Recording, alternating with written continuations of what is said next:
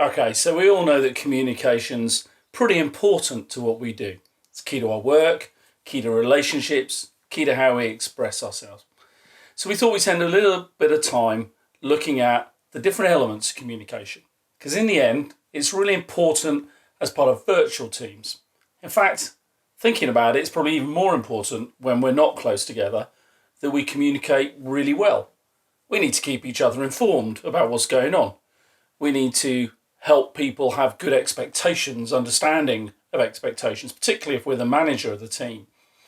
We need to be able to talk about performance, whether that be good performance or bad performance. And we need to be able to build trust, because trust, as we mentioned in earlier videos, is really key when we're not able to work together in the office, when we're working from home.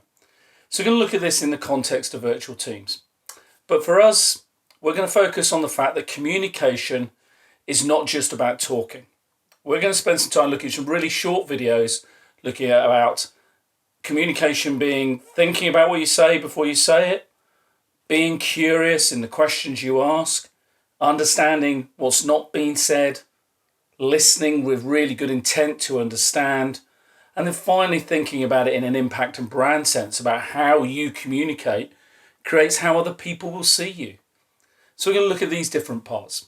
We'll start with thinking about your communication.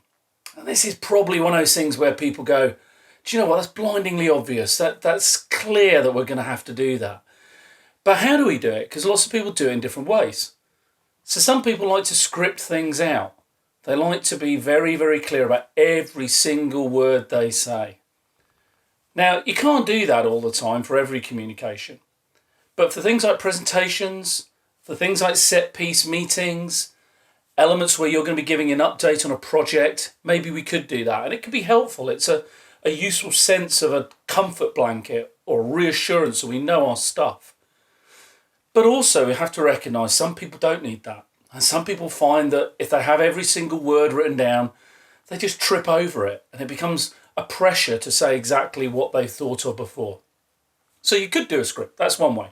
But let's look at another way now. Let's have a think about it in a sense of different dimensions or different concepts we can think through. So maybe we won't use a script. Maybe instead we'll think about it in a slightly higher level, looking at two dimensions where we can consider what our communication is trying to achieve. This is a really important point. Is your communication aimed at achieving something, getting somebody to do or to think or to feel something? Or are you just kind of getting on a bit of a soapbox and chucking some noise out there? So this thinking process should get us closer towards somebody who is giving a message that leads to somebody doing something. So let's start over here. Think. What do we want the other party to think about? What do we want them to analyse? What do we want them to conclude? Okay, so what are processes we're starting off there? How do we want people to think about it? And once they've thought about it, how do we want them to act? What do we want them to actually do? What are the next steps?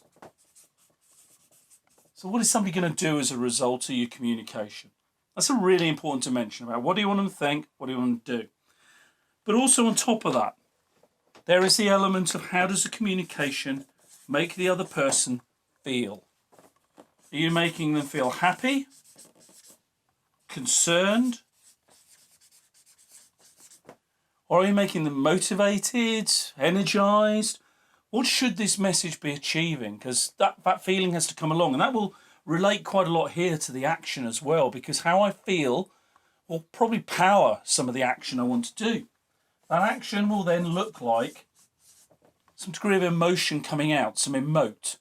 How do I put it across to other people? So how do other people see it? Okay, what's the behaviour they see? And I suppose ultimately then, therefore, how do they make other people feel? So you're kind of passing on that through the communication.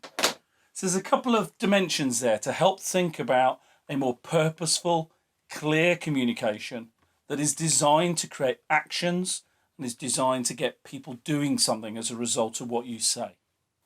So that's kind of interesting, two different ways to think about it, really. I'd like you to keep it in mind that we can actually put a little bit more thought into our communication.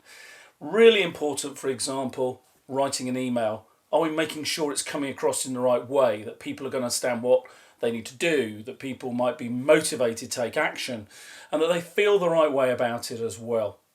Can we help them to act with purpose by communicating our purpose clearly? Getting that across by thinking about it before, being really clear what the purpose of the communication is. And then finally as well, that actually that bit of thought will make us be clearer and more concise. And a personal experience would be that in this period where we've been working from home more, in the COVID-19 period, we're needing to be much, much clearer. People are having to spend a lot of time on things like Zoom, Skype, WhatsApp, FaceTime, different ways of talking to each other. And the clearer we can be in our communication, the easier it is to avoid that technology fatigue that can get people down towards the end of the day. So this thinking thing can play a really important role in how you communicate with other people. Hope you found something useful in there.